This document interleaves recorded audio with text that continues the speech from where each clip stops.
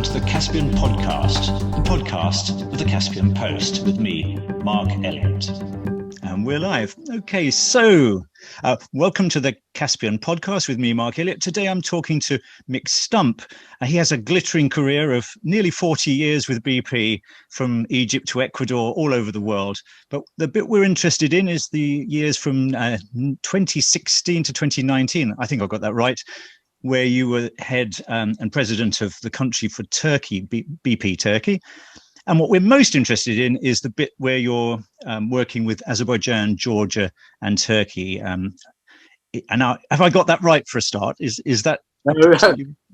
That's absolutely right, Mark. That's a really good introduction and quite challenging to start with.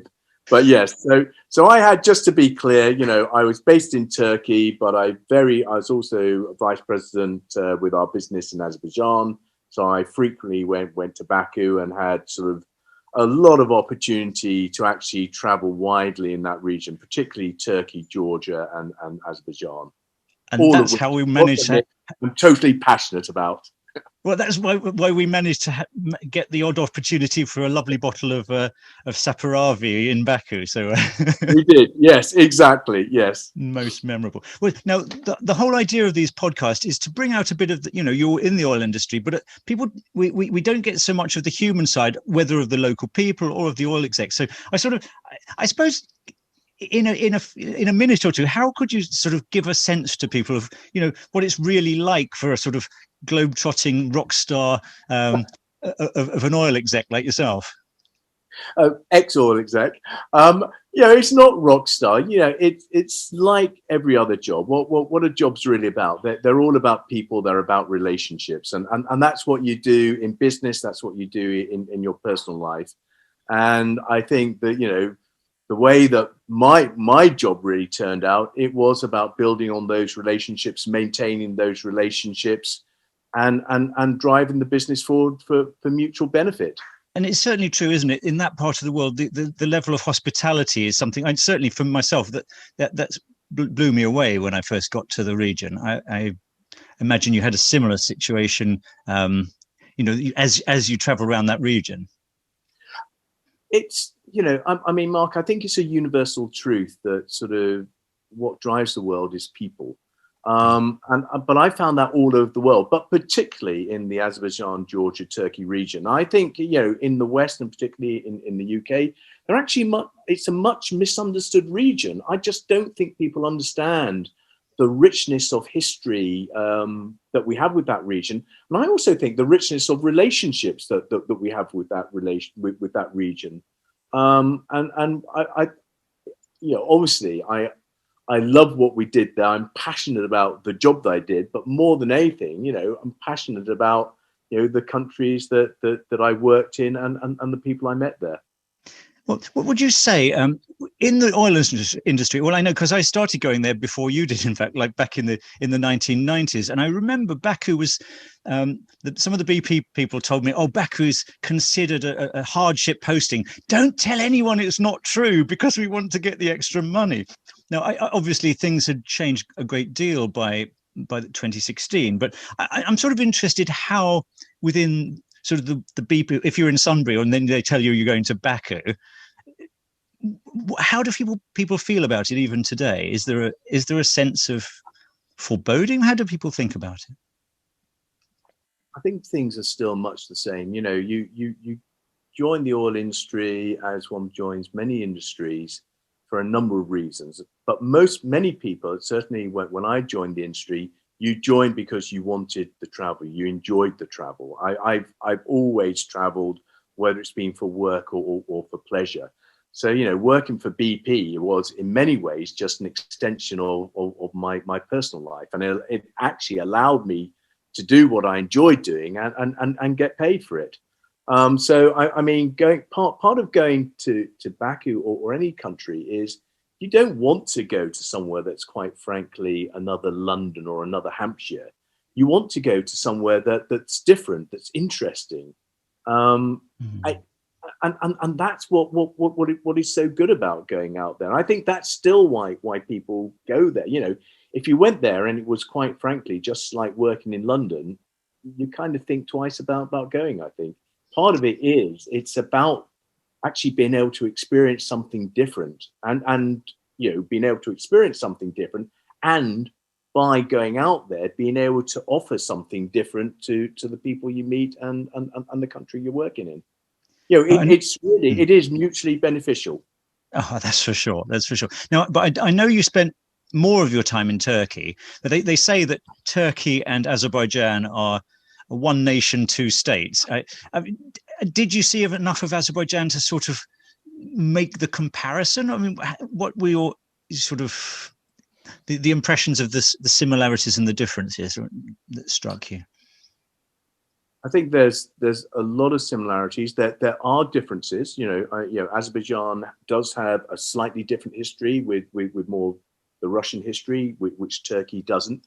But there are so many similarities in the names of people and just their ideologies. Obviously, the Muslim faith in both countries as well. It's exhibited slightly different in the two countries, but it's clearly there. But I loved the way that although it's changed a little bit. When I first went to Azerbaijan, people used to say, yes, it's we're Muslims, so we have only the one bottle of vodka. But I mean, maybe that's a little bit unfair, but it was there's a sort of very relaxed form of Islam that sort of is pious and spiritual, but not too controlling, or at least that was the impression I tend to have. Well, I agree with you, but I think that sort of sums up Azerbaijan. It is that beautiful mixture of so many things, and it's rather like if you go to Baku, on one side it's one of the most modern, fantastic cities in the world. You've got something like the Hyder Aliyev Center and many other absolutely awesome modern buildings that wouldn't be out of keeping in Paris, London, Berlin, New York. And then on the other hand, you've got sort of the old traditional parts as well. You've got in Baku, you've got sort of the old walled city, with the 12th century walls, the Maiden Tower, and the way that they've actually sort of now made that car free and they've put money into renovating it. I mean, it is fantastic to see that there is that effort on preserving that culture within a really modern, vibrant city. A city that actually hosts, Formula One racing, for instance, which is, I can tell you, if you've not been there for Formula One in Baku, you've missed something. It is quite spectacular. Well, I have to say that's the other thing about anyone that went to Baku for the first time, as I did in the 90s. If they haven't been back, they would be just so astounded. Well, remember that hotel that you used to stay in, the Absheron Hotel? Yes. Yep. I may have told you over a few glasses of wine about how I had actually stayed there in 1995. Back then, it was a Soviet-era dump. Every floor of the hotel had been privatized into separate small businesses, and basically, it was a choice between the sort of $10 room, the $20 room, or the $40 room. But some of them were so bad that I think it was there that I had to sleep in my bath with the bath waters up to keep all the mosquitoes off. Now it's a plush Marriott. Sorry, I'm interviewing myself. This isn't good, is it? Well, to be honest, I mean, it's one of my favorite hotels in the world, and I honestly mean that, because I traveled to Baku weekly from Turkey at one stage. And the nice thing is, it didn't matter what time of the day I arrived, what time of the night I arrived.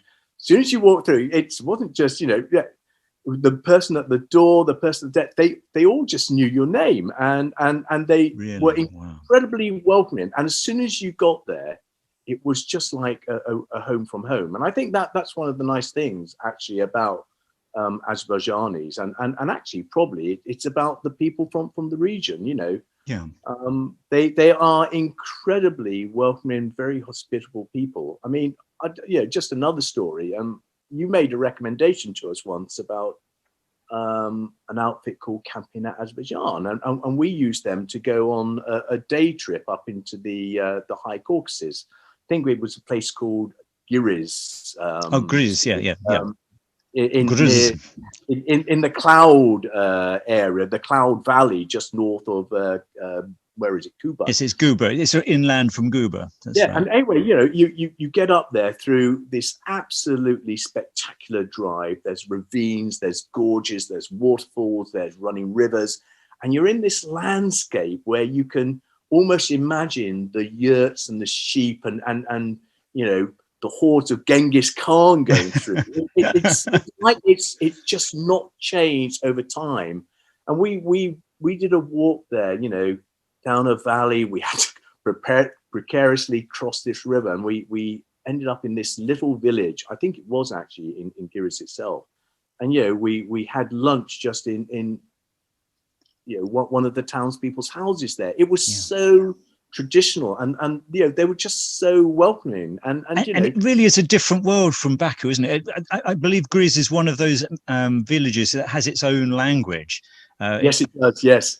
And if you took the route that starts at Jek and goes down through the valley, there's actually a place where the bridge gets washed away every year. And that's the place where we had to cross. Yes, exactly. Did you do it do you do it on horseback? No, we did it on foot. So we did get a bit wet getting across the river there. But that just made it a spectacular trip. I mean, absolutely outstanding. And I think there you've summed it up, Mark. It is, I probably didn't do enough traveling outside of Baku, but what the little that I have done, and I've done it for work, going up pipeline routes. I obviously did it on this hiking trip. There is so much more to Azerbaijan than just Baku. And I think that's what people need to think, Going to Azerbaijan isn't just going to Baku and staying in a 5-star hotel. There is so much more you can do there. And, all the time. I mean, to be honest, I think I was probably in Baku before you for some earlier trips, probably in the early 80s, because I can remember landing at the old airport, which just seemed miles out of town and traveling into town through all these. Didn't it? Yes, it really did. So you're saying in the 80s, like in the Soviet era, or just after independence? No, it must have been. It was just after independence, after sort of BP had been invited in. Oh well, that's very exciting. I didn't realize you'd been there at that stage. They were only a couple of sort of day trips then, but you see where it's come. But I think that the main thing is, Baku is not Azerbaijan. There is so much more to it, and there is just so much to see. I mean, but you talk about Azerbaijan, and one of the things that we loved about Azerbaijan, I did take my wife there on quite a few trips as well. It's actually the food there. I mean, the food is fantastic. If you eat Azerbaijani tomatoes, you eat a tomato from Tesco's or one of our supermarkets, and quite frankly, there's not a lot of taste. But you get an Azerbaijani tomato that has just been grown out there in the local fields, and it's got real taste. Well, it tastes. You can taste like it's just been sucking up the sunshine. Yes, exactly. But I mean, what I love is that you as an oil executive, you've got a busy life, but you've actually taken the time to notice where you are, and I suppose that's also a reassuring thing for people that, I think oil people get a bad rap. I know a couple of my first editions of my book were sponsored by ExxonMobil. Sorry for the competition, but interestingly, in the West, people were saying, well, how can you take oil money? I was like, no, because of oil money, I was able to do a much better job at researching it. And I think this is, again, a little bit unfairly put. And with, it really does make a difference. And I know within Azerbaijan, the fact I had it was a very small amount of oil company sponsorship, but it added a certain cachet because people realized, overall, there was this sense that the oil companies had come to help the country transform, and transform it certainly has. I think, well, you'll have seen that if you were there in the early 90s. Well, I mean, Azerbaijan's transformed hugely, and obviously, the first part of the transformation does, as in most countries, tends to be in the capitals, but slowly you can really see how that wealth has actually spread out, and how other parts of the country have really come on. And it's just great to see. But as I say, I obviously did a lot in Azerbaijan, but you can combine Azerbaijan with Georgia and Turkey, and get people thinking about just visiting the region, getting out of our comfort zones of just going to sort of your Spain and Greece and lying on a boring beach, and going to somewhere which is really special and novel. I mean, you get up in the Caucasus in Azerbaijan or Georgia, and you get a real feeling of space, of open air, of mountains, and these places are still remote today. The tourists are starting to go, but they're not there in their hordes, and this is really the time to get out there and experience them.